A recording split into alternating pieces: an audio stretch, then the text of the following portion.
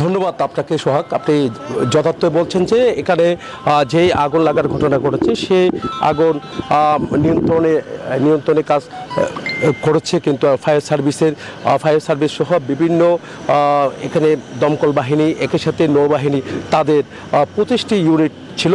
তো সব মিলে বলা যায় কিন্তু আগুন নিয়ন্ত্রণে এনেছে। সকাল 7:30টার দিকে আগুন নিয়ন্ত্রণে চলে এসেছে, পুরোপুরি নিয়ন্ত্রণে। এখন নির্বাপনের কাজটাও প্রায় তারা শেষ করেছে বলে আমাদেরকে জানিয়েছেন ফায়ার সার্ভিস।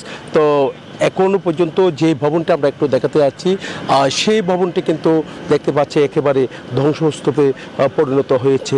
দেখতে পাচ্ছেন যে ভবনটি এখানে কয়েকটা কারখানা ছিল, তবে কেমিক্যাল যেহেতু কারখানাগুলোতে, পোশাক শিল্প কারখানাগুলোতে কেমিক্যাল থাকে, তো কেমিক্যাল থাকার কারণে আগুনের যে ভয়াবহতা অনেক বেশি ছিল। ধাও ধাও করে জ্বলছে। গতকাল দুপুর 2টা থেকে যে লাগা আগুন আজকে সকাল 7:30টার দিকে আগুন নিয়ন্ত্রণে এনেছে বলে আমাদেরকে জানিয়েছেন ফায়ার সার্ভিসের উচ্চপদস্থ কর্মকর্তারা। তারা যেমনটা জানিয়েছেন এখানে আগুনের সূত্রপাত কিভাবে হয়েছে তাও কিন্তু তারা খতিয়ে দেখছেন, তবে বৈদ্যুতিক শর্ট সার্কিট থেকে আগুনের সূত্রপাত হয়েছে বলে প্রাথমিকভাবে তারা ধারণা করছেন। যে এই ভবনের 8ম তলায় কিন্তু প্রথমে আগুন লাগার ঘটনা ঘটেছিল, সেই আগুন একেবারে ছড়িয়ে পড়েছে বিভিন্ন জায়গায়। পুরো ভবনটাই কিন্তু আসলে আগুনে ধাও ধাও করে জ্বলছে।